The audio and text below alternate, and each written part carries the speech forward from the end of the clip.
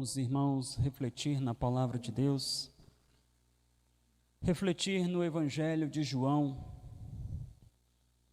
dando assim prosseguimento a essa série que iniciamos ainda no ano passado. Quem é Jesus?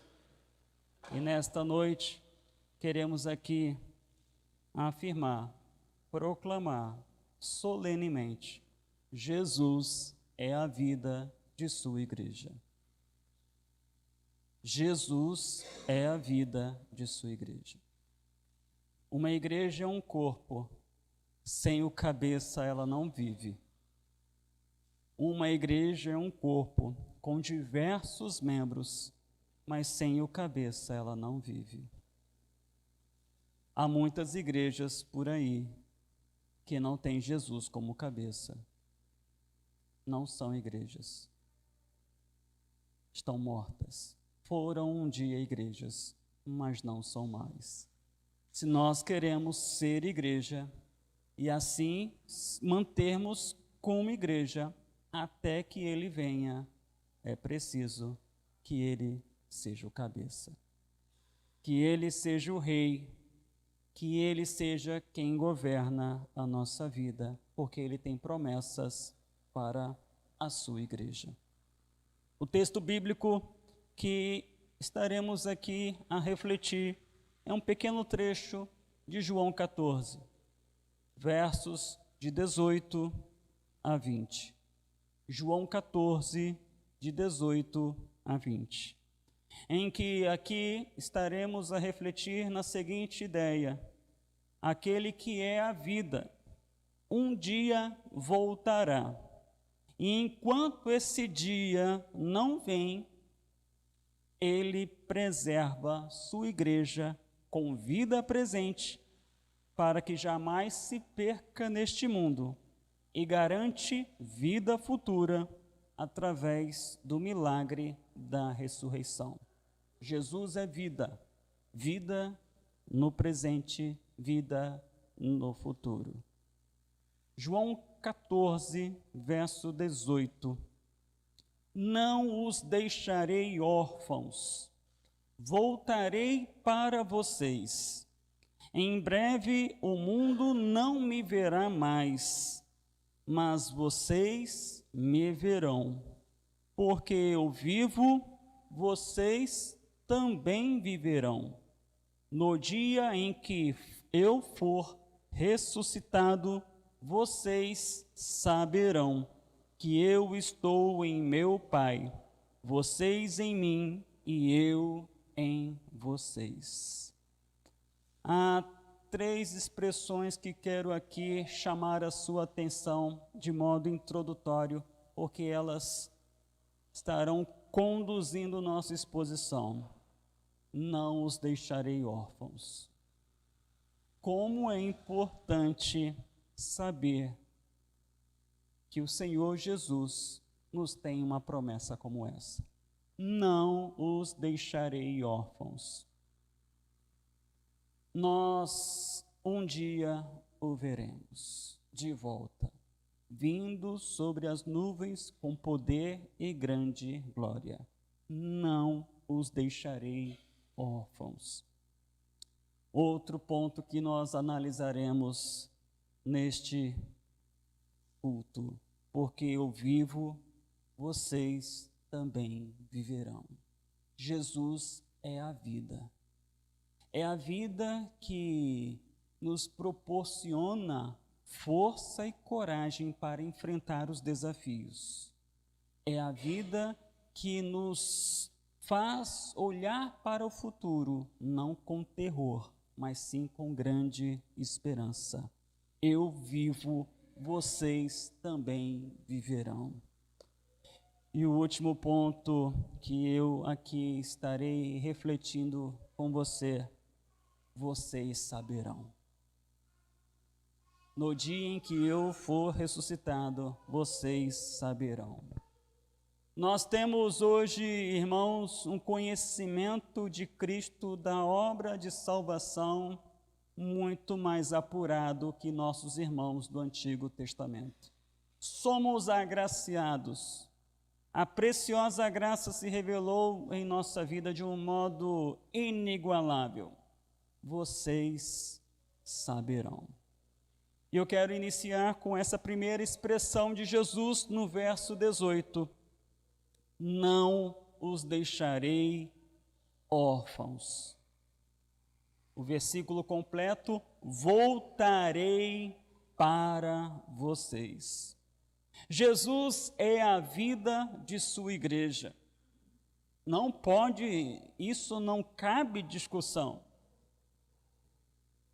Nós não temos outra vida senão o Senhor. E a esperança da igreja é quanto à sua segunda vinda. Nós estamos aqui, mas temos uma grande expectativa quanto à segunda vinda do Senhor. E é este o alimento para a nossa alma. E é este o alimento que nos sustenta neste mundo tenebroso.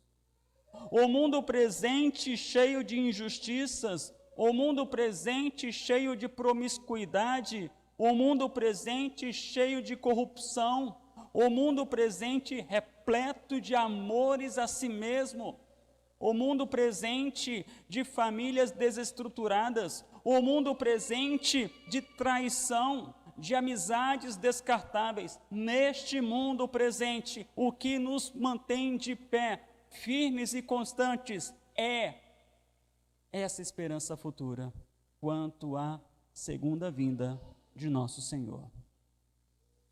Os discípulos de Jesus, no momento em que Jesus pronuncia essas palavras, vivenciavam os tempos de maior apreensão de sua curta história de vida, porque eles eram jovens, mas jamais haviam pensado em um dia experimentar o que eles estavam experimentando. Após 3 anos de caminhada com aquele que era o Cristo, o Filho do Deus vivo, ele disse: eu irei para a casa do Pai. Isso os deixou um tanto que entristecidos e apreensivos. Mas o Senhor disse: eu vou, mas eu pedirei ao Pai que envie outro encorajador, o Espírito Santo, que passaria a atuar na vida da igreja, fazendo de cada crente sua habitação. A presença do Espírito Santo, irmãos, em nossa vida, neste mundo, ela é importantíssima. Não dá para viver neste mundo como crentes em Jesus sem o Espírito Santo. Por isso que nós não podemos extinguir o poder do Espírito em nós. Porque Paulo diz isso em 1 Tessalonicenses capítulo 5, não extinguais o Espírito. Nós não podemos, nós temos que dar a ele liberdade de atuação em nossa vida. Nós não podemos entristecê-lo, isso é sabotar a nossa caminhada como peregrinos neste mundo, na jornada deste mundo. A presença do Espírito é de fundamental importância para o nosso sucesso como discípulos, para o nosso sucesso como servos de Cristo. Mas, como é bom saber que nós temos uma promessa quanto à vinda do Senhor. Se a presença do Espírito hoje é algo tão belo, melhor ainda é saber que um dia nós veremos o Senhor. Veremos o Senhor Jesus vindo sobre as nuvens com poder e grande glória, para levar consigo a sua igreja em um evento inigualável, sem precedentes aqui nessa terra, neste universo. Jesus é a vida. Jesus é a vida do seu povo. E ele habita em nosso interior por meio do Espírito Santo, conforme fora dito pelo próprio Senhor Jesus Cristo durante seu ministério. João capítulo 7, versos 37 a 39. Quem tem sede, venha a mim e beba, pois as Escrituras declaram: rios de água viva brotarão do interior de quem crê em mim. Quando ele falou de água viva, estava se referindo ao Espírito que seria dado mais tarde a todos que nele crescem. Naquela ocasião, o Espírito ainda não tinha sido dado, pois Jesus ainda não havia sido glorificado. Não há dúvida de que é maravilhoso saber que Deus habita em nós por meio do Espírito Santo. Através da pessoa do Espírito Santo, nós temos a unção para seguir a nossa caminhada como cristão.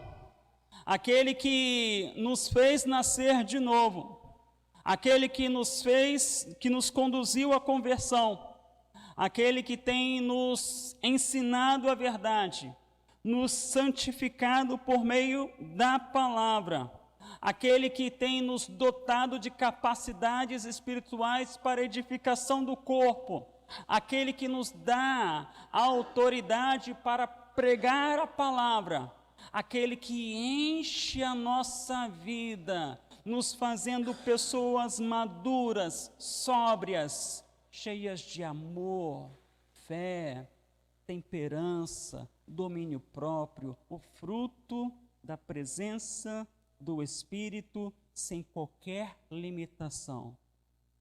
É algo para nos maravilharmos, para nos encantarmos, sabermos que nós, sendo quem nós somos, temos a presença de Deus em nós, o Espírito Santo.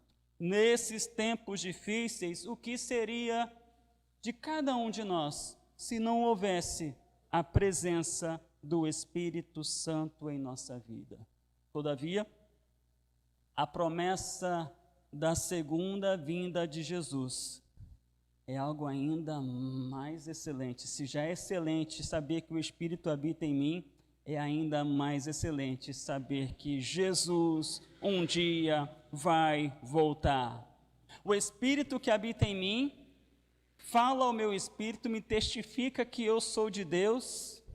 O Espírito que habita em mim me dá o poder de lutar contra o pecado, mas a segunda vinda de Cristo, ela me dá a certeza de um dia estar livre da presença do pecado. E é o que todos nós almejamos para a nossa vida, não é? Ah, Senhor, como será bom aquele dia em que não mais terei que lutar contra mim mesmo, porque às vezes é tão cansativo, é tão entristecedor ver em nós alguns vícios que nós temos que matá-los, mortificá-los dia após dia. Nós olhamos, principalmente quando somos tomados a reações, a carnalidade do pecado que necessita ser mortificada. Mas a segunda vinda de Jesus nos traz uma bela notícia. Um dia você não mais viverá com este pecado. Você desfrutará de uma vida em um mundo novo, um novo céu, uma nova terra. Não os deixarei órfãos, porque o órfão, por mais que ele seja bem cuidado, ele sente a falta daquele que é o seu pai e a sua mãe. Nós temos o Espírito e é uma graça maravilhosa, mas nós queremos Jesus. E Ele um dia voltará.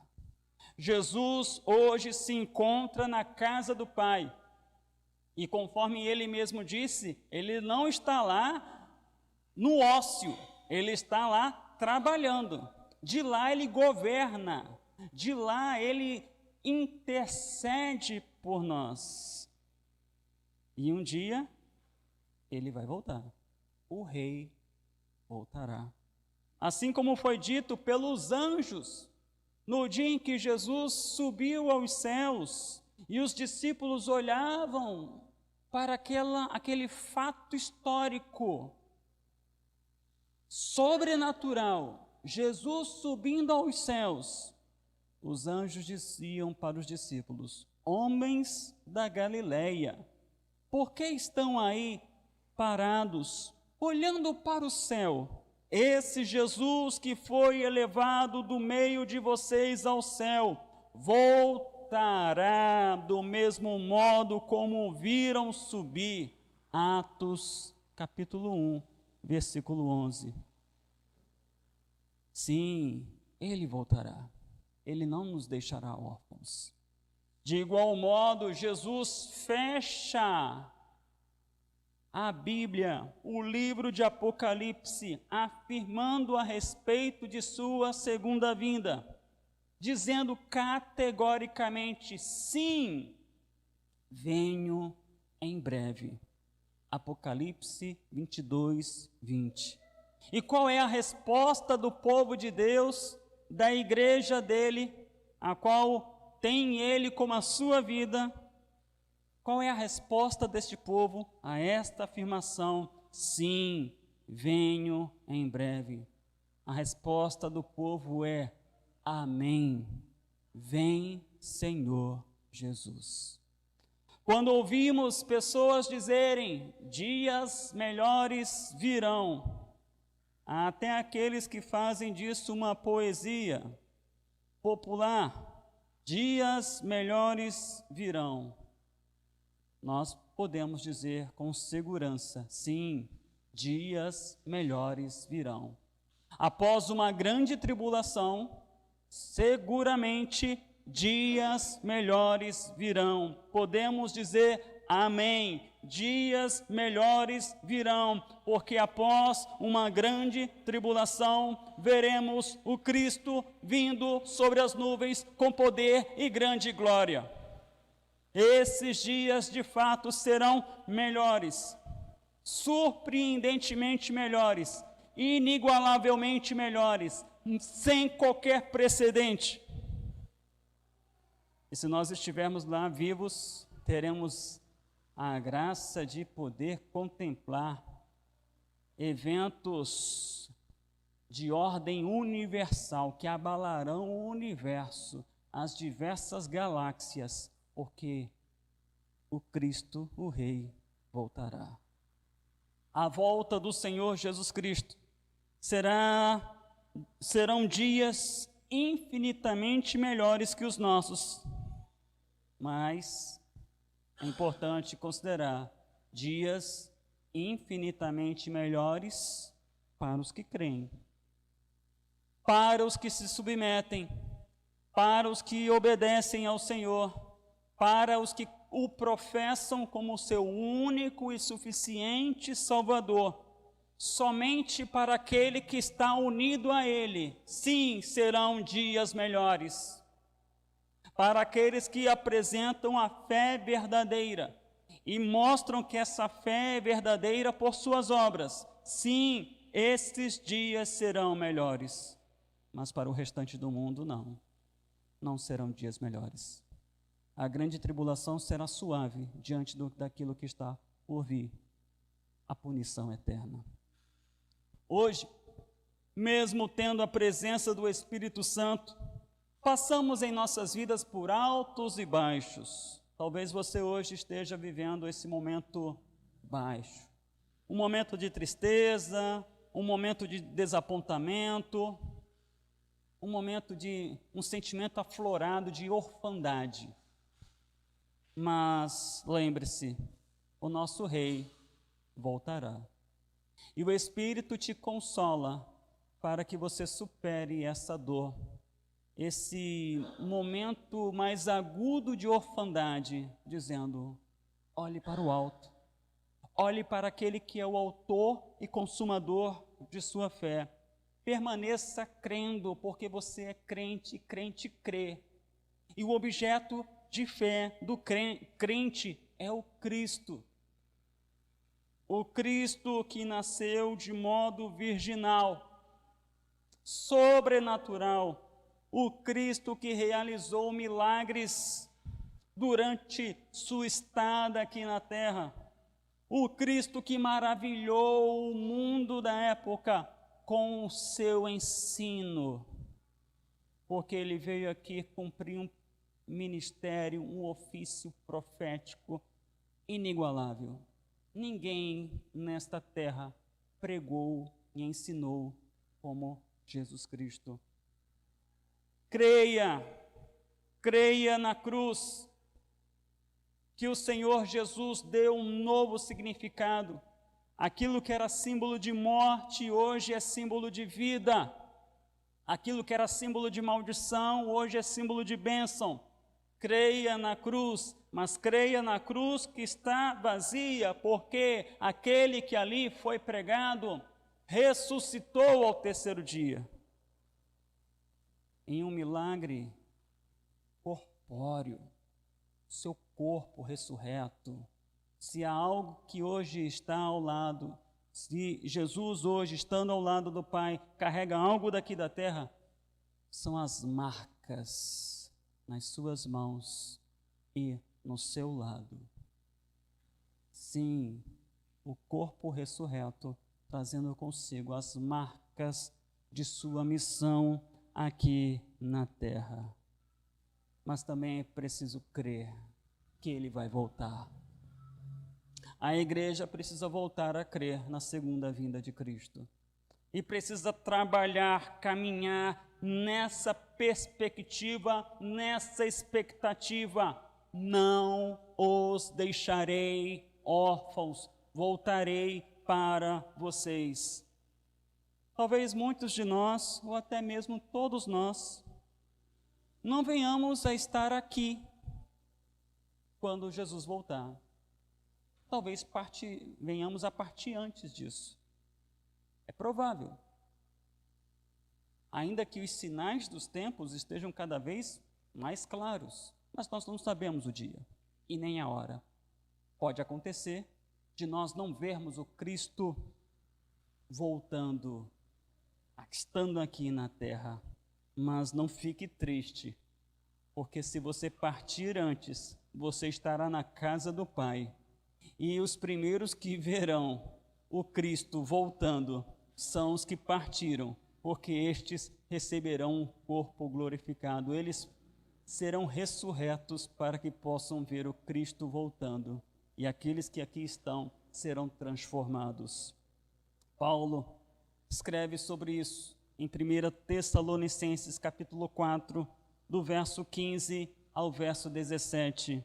Palavras de ânimo para uma igreja que chorava a partida dos seus. E Paulo dizia, não, eles estão melhores do que nós. Eles estão melhores do que nós. Dizemos a vocês, pela palavra do Senhor, nós, os que ainda estivermos vivos quando o Senhor voltar, não iremos ao encontro dele antes daqueles que já morreram. Então, se você agora recorda de alguém que morreu no Senhor, ele está muito bem. E ele verá o Senhor primeiro. Pois o Senhor mesmo descerá do céu com um brado de comando, com a voz do arcanjo e com o toque da trombeta de Deus. Primeiro, os mortos em Cristo ressuscitarão. Depois, com eles, nós, os que ainda estivermos vivos, seremos arrebatados nas nuvens ao encontro do Senhor nos ares. Então estaremos com o Senhor para sempre. Quer morrendo antes, quer vendo a volta de Cristo, nós seremos agraciados. Porque todo olho verá a vinda do Filho do Homem. Todo olho verá. Só que alguns com lamento e outros com grande alegria. Independente da condição que estaremos no dia do retorno do Rei, é preciso que vivamos o presente convictos do cumprimento dessa promessa. Paulo dizia aos Tessalonicenses, animando uns aos outros com essa palavra. Meus irmãos, como é importante os nossos encorajamentos, os nossos ânimos mútuos serem embasados em algo que, vai dar tudo certo. Algo muito raso. Eu preciso animar o meu irmão dizendo: confie que Jesus está voltando e estamos nos preparando para a sua volta. Permaneça firme fazendo o que é certo. Não se deixe intimidar por este mundo. Não temas. Creia.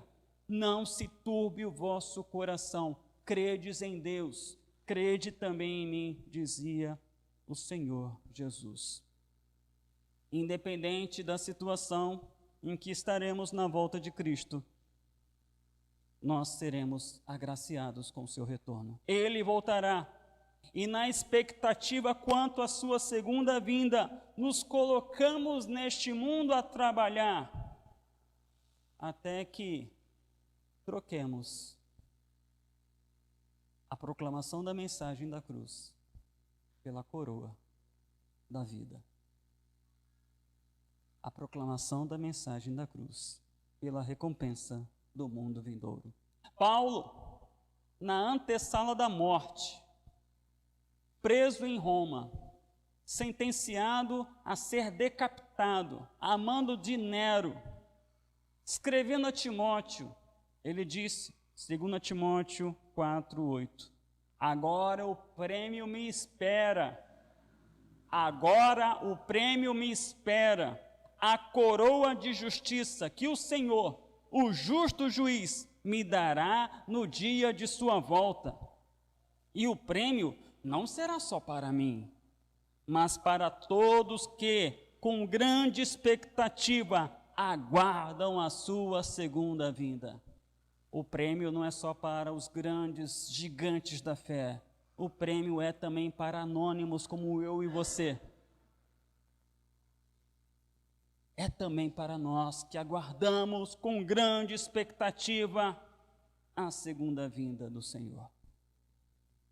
Primeiro ponto a considerar diante dessa promessa de Jesus é que é preciso viver o cotidiano a partir dessa doutrina.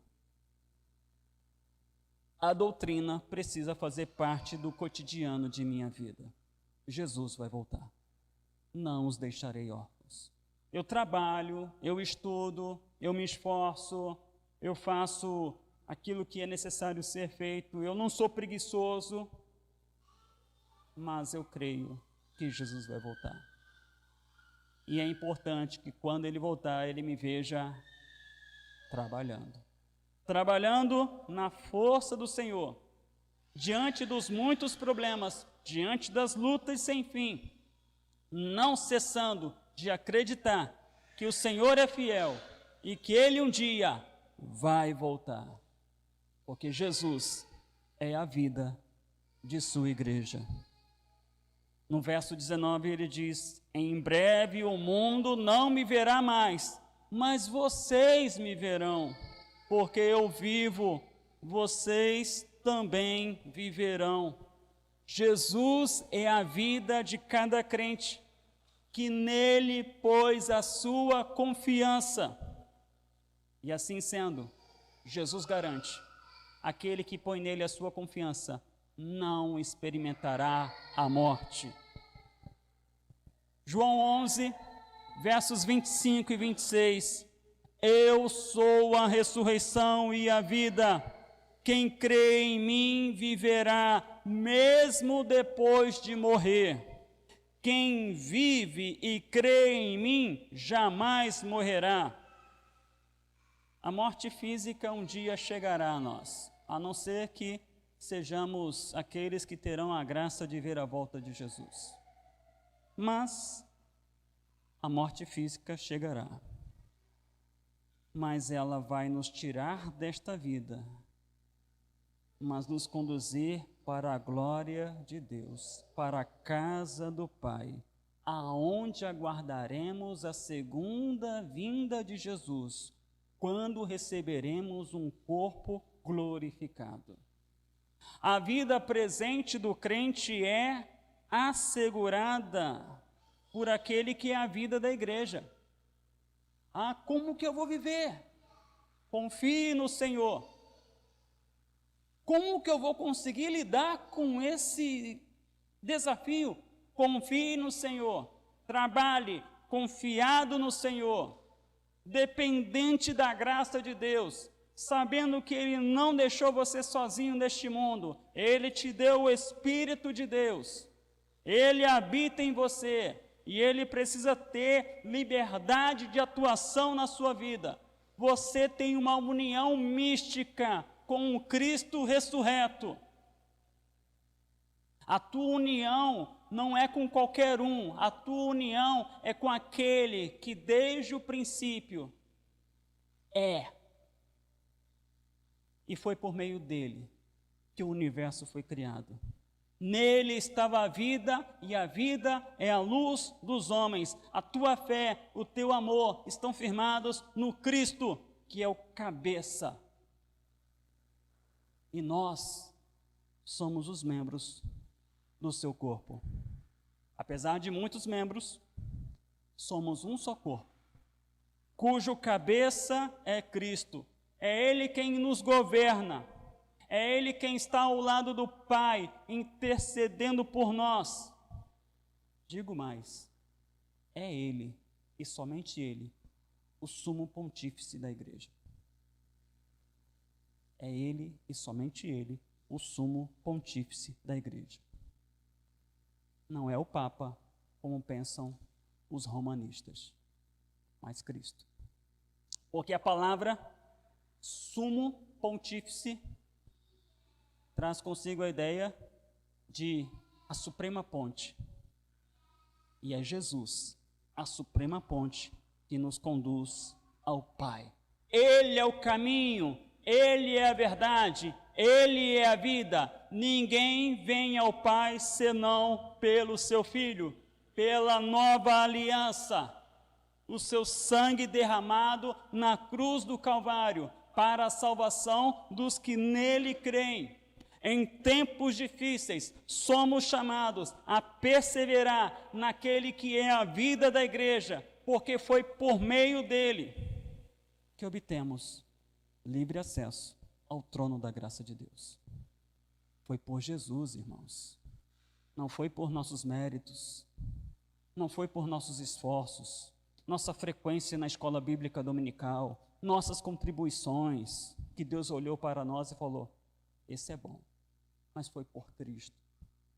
O autor da carta aos Hebreus, no capítulo 10, versos 19 a 22, diz: portanto, irmãos, por causa do sangue de Jesus, podemos entrar com toda a confiança no lugar santíssimo. Por causa do sangue de Jesus, por sua morte, Jesus abriu um caminho novo e vivo através da cortina que leva ao lugar santíssimo.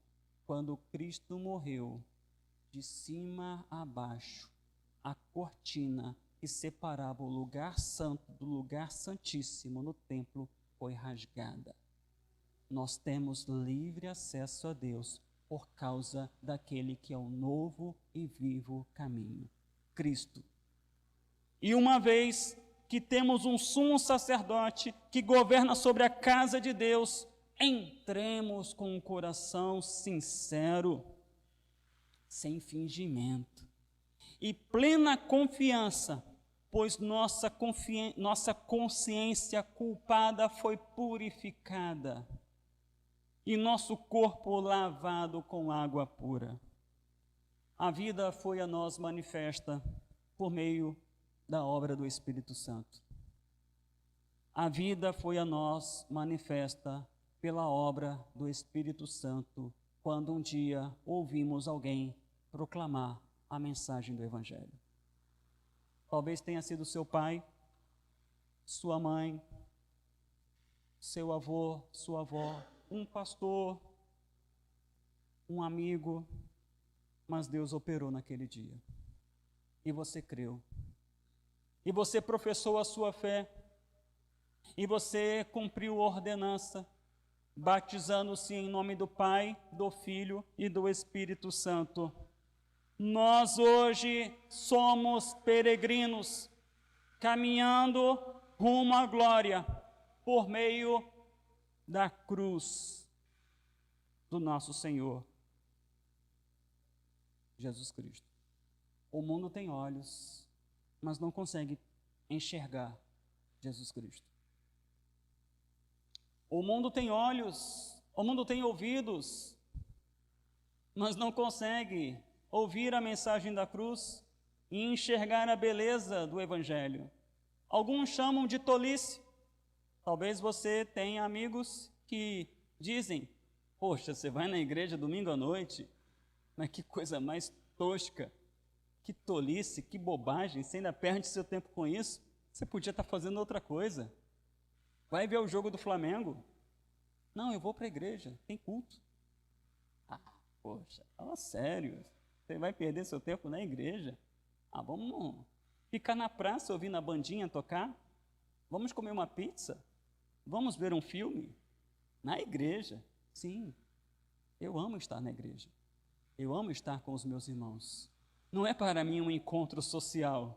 Não, é um encontro solene com o Pai, graças ao Filho, onde eu percebo a operação do Espírito. Ah, isso não tem preço. Não tem preço. É um convite gratuito, mas que muitos rejeitam.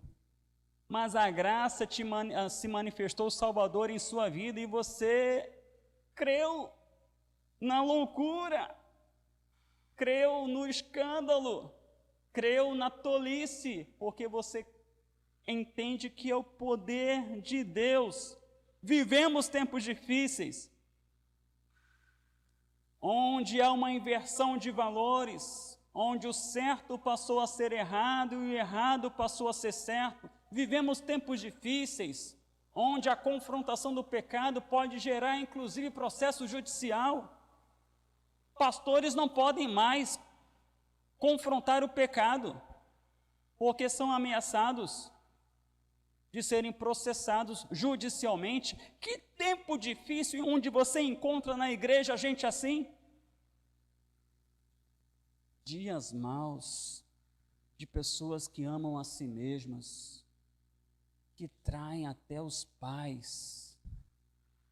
Dias maus de pessoas que vivem a avareza, o apego demasiado ao dinheiro, que trocam a bênção por um prato de comida.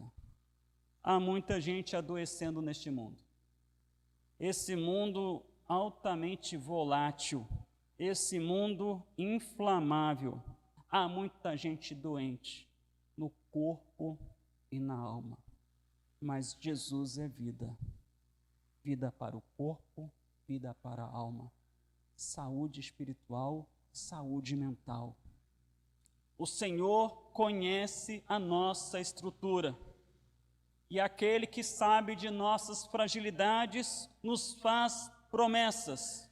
Porque eu vivo, vocês também viverão. Como diz o nosso hino de número 137 do Inário para o Culto Cristão. Porque vivo está. Deus enviou Jesus, seu Filho, e seu amor, perdão nos dá. Na cruz morreu por meus pecados, mas ressurgiu e vivo com o Pai está. Porque vivo está, o amanhã enfrento. Sim, vivo está, não temerei, pois eu bem sei que é dele o meu futuro e a vida vale a pena. Cristo vivo está.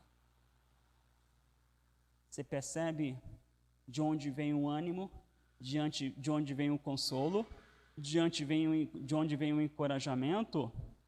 Da promessa da segunda vinda. Porque ele vivo está, eu enfrento o amanhã. Eu não sei o que me reserva no dia de amanhã. Você também não sabe, você tem uma expectativa, mas você não tem controle, mas você enfrenta por causa da fé na segunda vinda.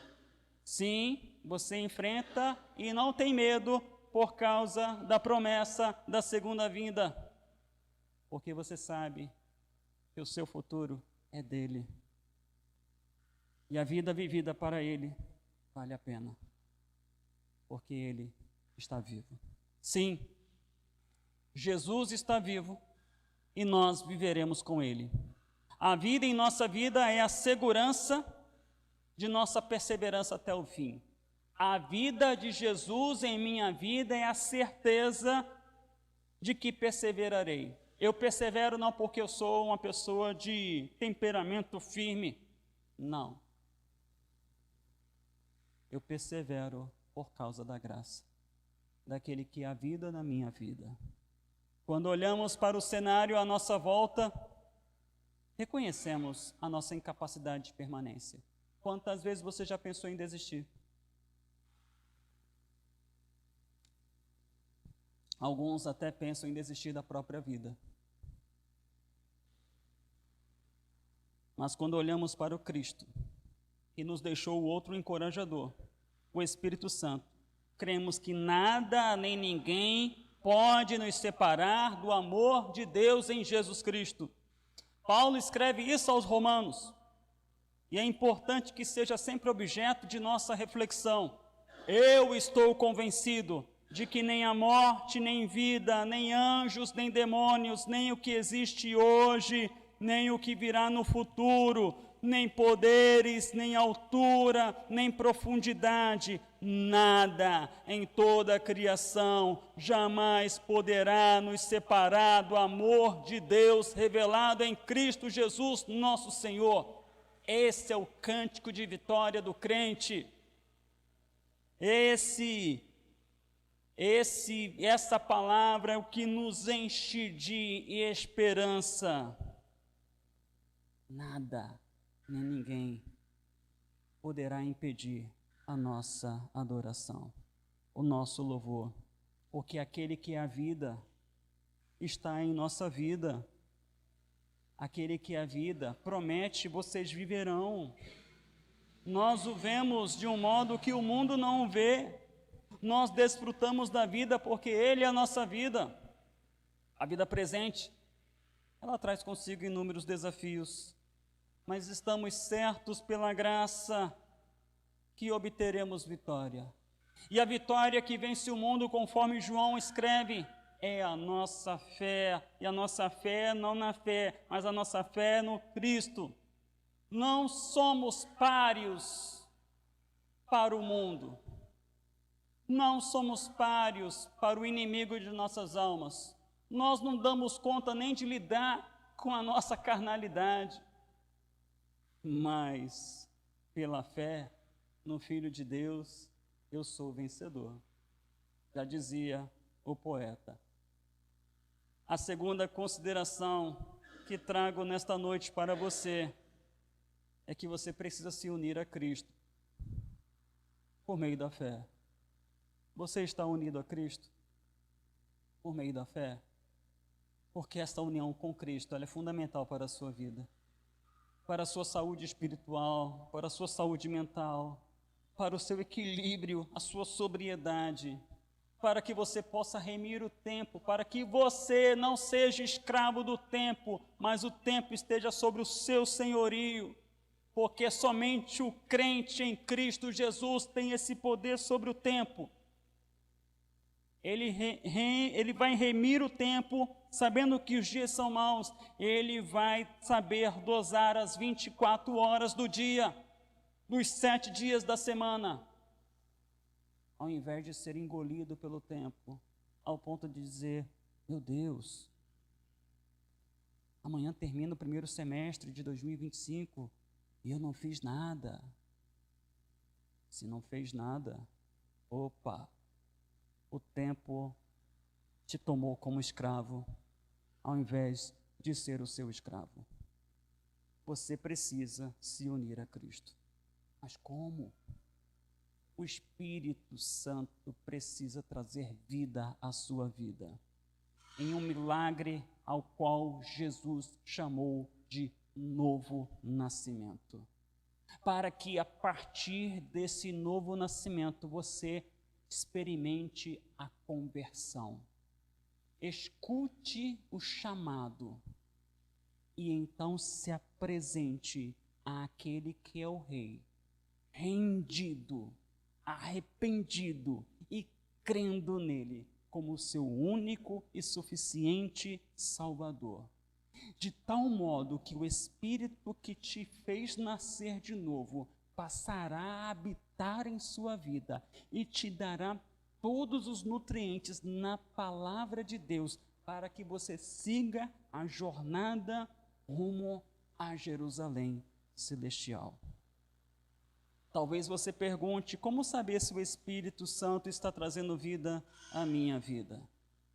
Quando você começa a se ver inquieto diante dos seus pecados, aquilo que outrora você achava super normal, mas agora você diz, isso está errado, eu não posso ficar assim, eu não posso seguir por esse caminho, eu preciso de ajuda.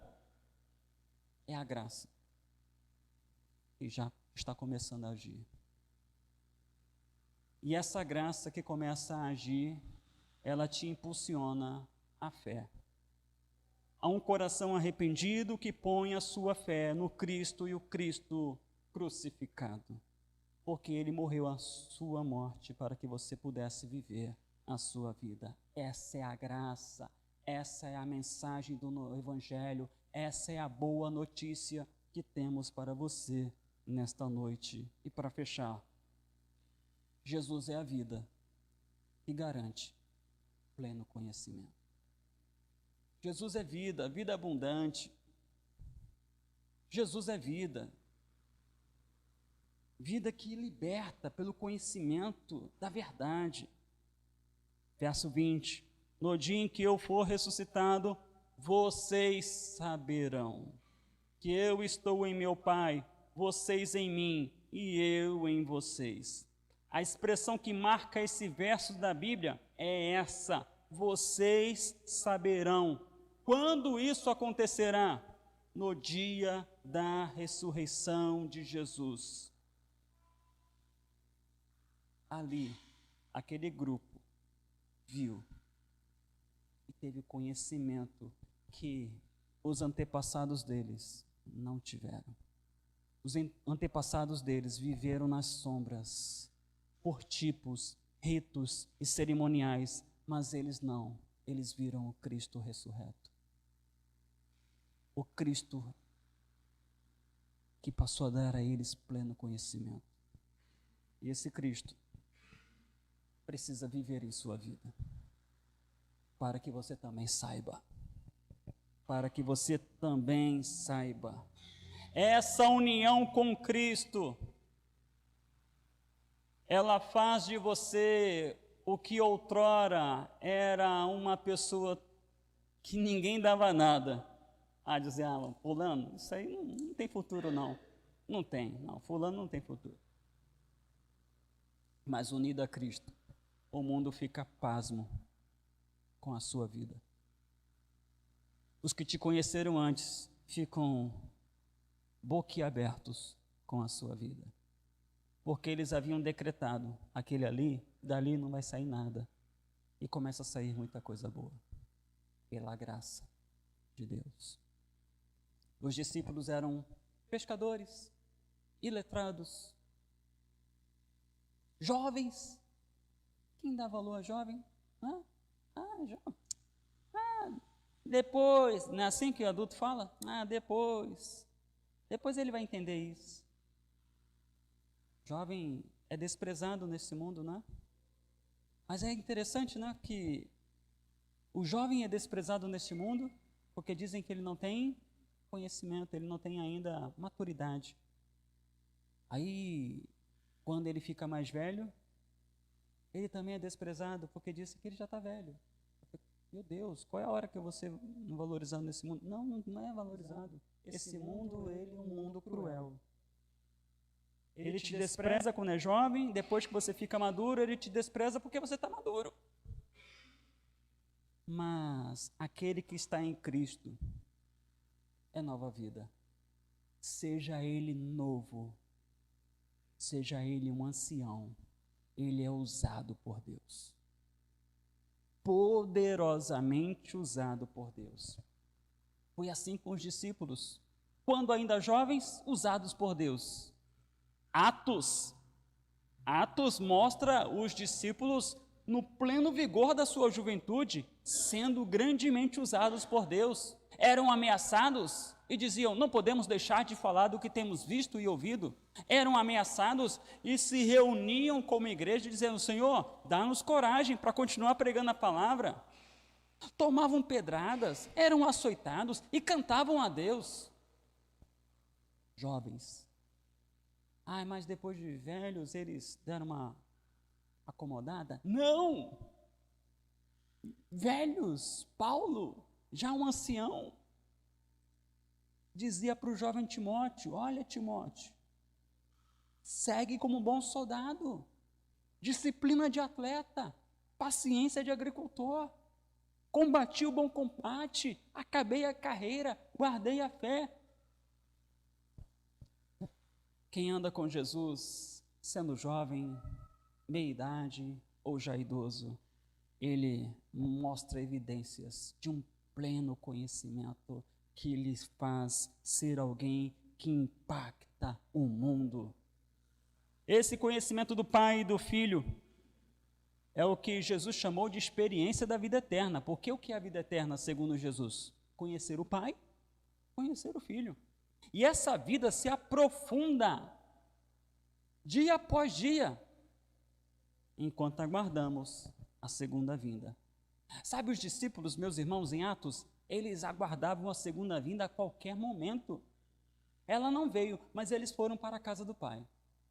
Tiago foi o primeiro, degolado a mando de Herodes, primeiro dos apóstolos, porque antes dele, o diácono já havia sido conduzido à promoção da glória através das pedradas de um grupo de judeus raivosos. Estevão. Jesus é a vida da sua igreja, que proporciona o conhecimento de Deus, que lhe dá segurança para enfrentar os desafios desse mundo, os perigos desse mundo, os perigos de ser um crente fiel, proclamador da mensagem de Jesus Cristo. Jesus é a vida que nos faz considerar que tudo mais que temos é excremento de animal diante de Jesus Cristo. Sabia disso? Eu tenho a minha formação, a minha pós, o meu doutorado, eu tenho meus cursos, mas isso tudo, se comparado a Cristo, é excremento de animal. Filipenses 3:8. Sim, todas as outras coisas são insignificantes comparadas ao ganho inestimável de conhecer a Cristo Jesus, meu Senhor. Por causa dele, deixei de lado todas as coisas e as considero menos que lixo. Em algumas versões, mas de acordo com o original, excremento de animal, esterco, a fim de poder ganhar a Cristo. A vida é Cristo, irmãos. E é Cristo tendo domínio sobre as nossas vidas. Eu quero fazer isso, se Deus quiser. Eu vou para tal lugar, se Deus quiser. Eu planejo tal coisa, se assim Deus quiser, se for para a glória dele.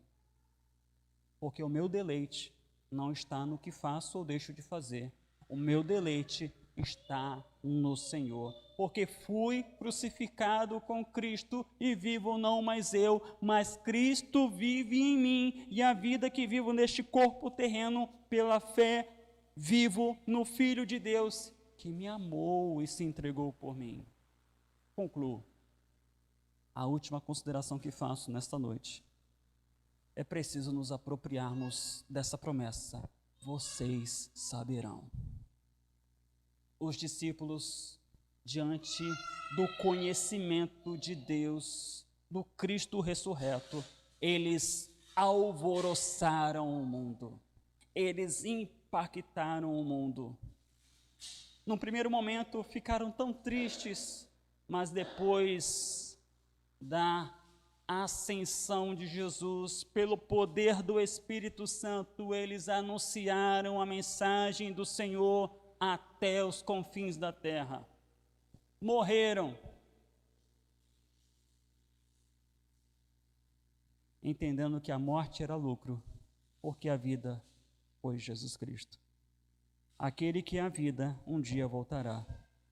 E enquanto ele não vem, ele sustenta a sua igreja com vida presente e lhe dá uma esperança futura de vida, que faz com que ela lute, proclame, crendo no milagre da ressurreição final. Amém? Preciosa graça de Jesus. Vamos cantar essa canção, encerrando o nosso culto desta noite.